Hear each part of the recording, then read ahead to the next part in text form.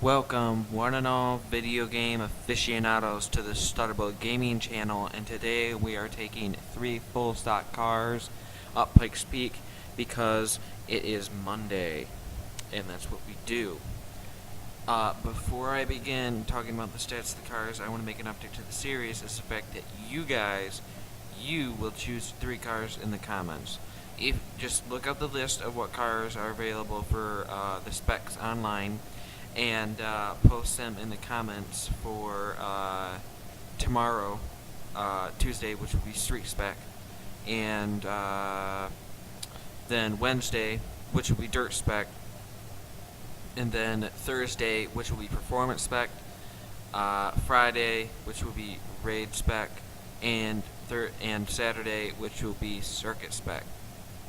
And I will pick a good combination from the comments, and if there's only one comment, then I will choose that one automatically, and it doesn't matter if they're silly or not. I don't care. But now let's get on to the stats for the 2013 SRT Viper GTS. Its power, it has 640 brake horsepower. It has 600 foot-pounds of torque, so this has a lot of horsepower and a lot of torque. Its drivetrain is front-engined rear-wheel drive, so I expect some wheel spin. Length doesn't matter, width doesn't matter, height doesn't matter. It looks pretty aerodynamic though. Looks like it can cut through the air quite well. Although I remember a comment on Top Gear where they said that it could cut through the air sideways. The weight, 3,218 pounds. It's relatively heavy, so... But I think that horsepower makes up for it. Top speed, 205. That's a pretty good top speed. I might be able to... I hope it goes past that, because that's... Honestly... seems like for 640 brake horsepower, 205 isn't super high. 0 to 60, 3.3 seconds. That's very good. Very, very good. Okay, on to the next car. And the next car we have is the Corvette Stingray 2014. And, well, it appears to have 460 brake horsepower, 464 foot-pounds of torque, front engine rear-wheel drive, 3,295 pounds, top speed 186 miles per hour, and its 0 to 62 is 4.0 seconds. So I think this won't be as good as the Viper. I don't think it's going to be as fast. All the stats suggest that it's not going to be as fast. And the weight's relatively the same, but I think the Viper is going to sadly beat it. Pretty much just tells us right there that it's going to beat it.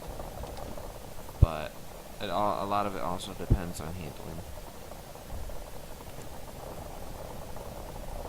Cut that out over there. 3, 2, 1. Okay, here's the next car, the 2014 Chevrolet Corvette Stingray. 460 brake horsepower, 464 foot-pounds of torque, 3,295 pounds of weight, 186 miles per hour is its top speed, and its 0 to 62 miles per hour is 4.0 seconds. Don't know why they chose 62, very odd number to choose. But it has... I believe that the Viper is going to beat it. Okay. On to the next car. The next car we have is the Aston Martin V12 Zagato. This thing is awesome. 510 brake horsepower, 420 foot-pounds of torque, 3,703 foot-pounds. Not foot-pounds, sorry, 3,703 pounds of weight, 190 mile per hour top speed, 0 to 62 miles per hour is 4.2 seconds. So unfortunately, the Viper might beat them all. I think the Viper is going to beat all of these. Unless, of course, it handles like an absolute, I don't know, terrible thing. If it's super slidey and just doesn't handle at all, it may not beat either. But, on to Pikes Peak. Let's get going. Welcome back to the bottom of the hill, and now we are taking on the Aston Martin Zagato. We're going to skip the stupid little, yeah, look, it's a nice interior, blah, blah, blah. And 3, 2, 1, go. I've already taken this out 3 times. Each time it has failed because of its ridiculous, just, maybe it's me overcorrecting once it oversteers, but I try and keep as much control of it as possible, but this thing just loves to lose control once it gets some oversteer. It just absolutely loves that.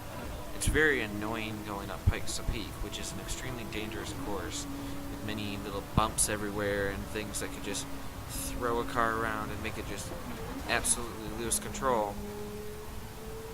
Bringing this up it is not a good formula, because this thing just loves losing control. It's all, that little bump right there, it made me feel a little bit topsy-turvy, so I feel like I should go and do something stupid and just go whoop. Didn't take that corner in a stupid manner that time. I took the, you know, like the famous little bumps right there on that corner where I would try and cut, but it never works. Should stop trying to cut. Yes, it never works. Like this. That little, like that was where on the 3rd attempt to bring this up the hill, that was where I crashed the 3rd time. Around these corners, this car is not that good. It's very tail slidey, and it has a prone tendency to lose control. Right now, I'm actually keeping it quite nice and sturdy. You wouldn't expect to say that about something like this, which is an Aston Martin, which is an Aston Martin. They're not like famous or anything for losing control. They're actually quite famous for not. They're quite famous for, well, they're not quite famous for losing. They're famous for doing big drifts and slidey stuff in the right hands of a professional, Jeremy Clarkson, who's not a professional but is not the right hands. So whatever. But yeah, it's just, I mean, it's such a hard to control car. Oh jeez, see? Just, I hit a little bump right there, and I could feel the car just say, I want to lose control, I want to lose control, I want to lose control, I want to lose control. Yeah, I want to lose control. That was sort of what the car just did there in that little bump on the corner. It's just like, my chance. Okay. Oops, wrong button. Okay.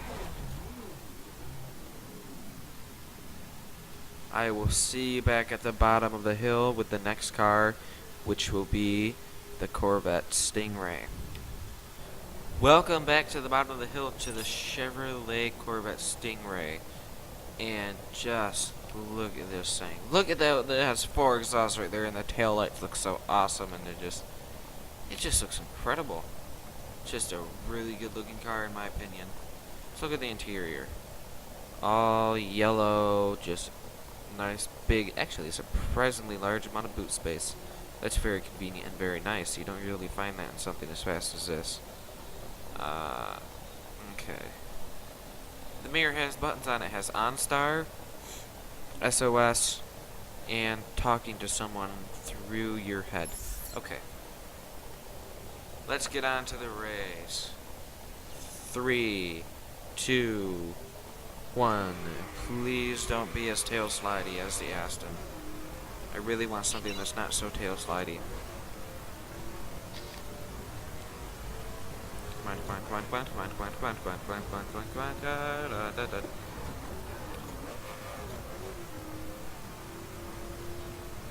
Come on, come on, come on, Ooch. Ooch, ouch, ouch, ouch. Okay. And over here.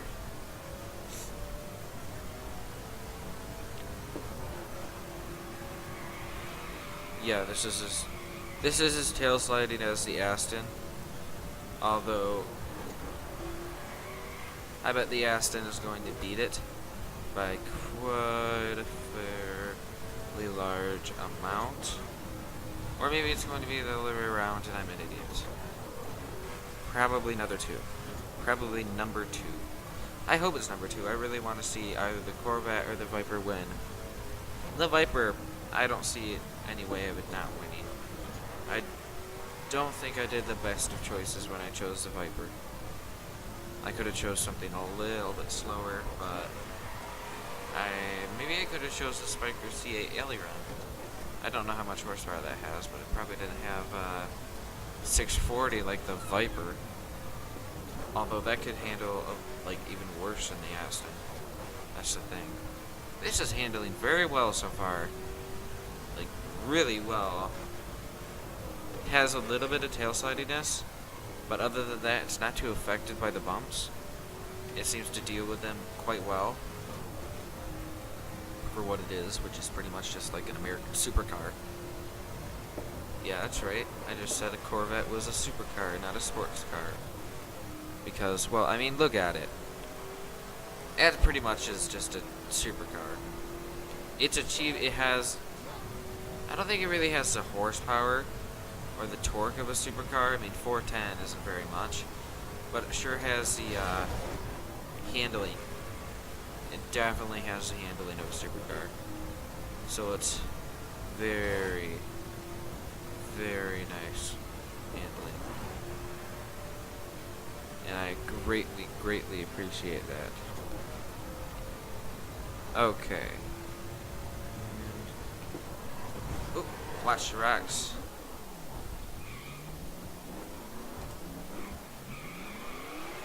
Get some donuts in it.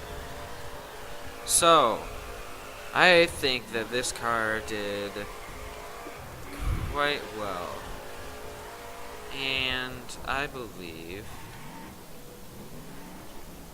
that the order, I think what we should do next is say, maybe we should go on. This is not where I thought this was going to lead. This is not where I thought this was going to lead. Silly shenanigans are ensued. We should go on. Oh, look at how damaged she is. It's no longer beautiful. Welcome back to the bottom of the hill. And now we are taking up the 2013 Viper GTS. 3, 2, 1, go. Not as much steering input as I would have liked. I thought this would have moved across the road a little bit more. It obviously, oh, it requires a fairly large amount of braking is required for this. Oh, jeez. I can feel it being wannabe tail sliding. This thing has, oh jeez, absolutely no grip at all.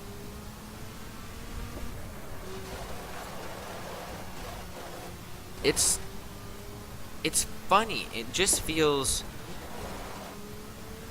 like unresponsive. Unresponsive is the best way to put this car. It just feels like when you turn, it's not really there. It's just sort of just like, oh, I'm a slugger, I don't feel like turning. I have a bunch of horsepower, a super fast engine, and, well, just sort of very odd feeling turning. It just feels very unnatural.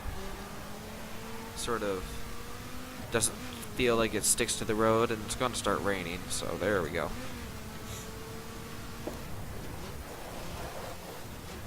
think it's already started to rain. No, I think it's just getting cloudy. No raindrops have appeared in my window yet, so it might be just cloudy. Doesn't look like there's rain. Oh my gosh. Huh. Huh. Huh. Huh.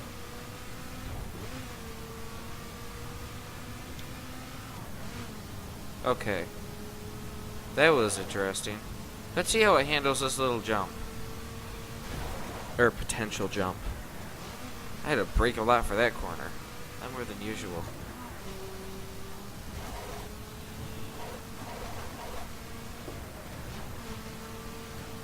Almost up to the top.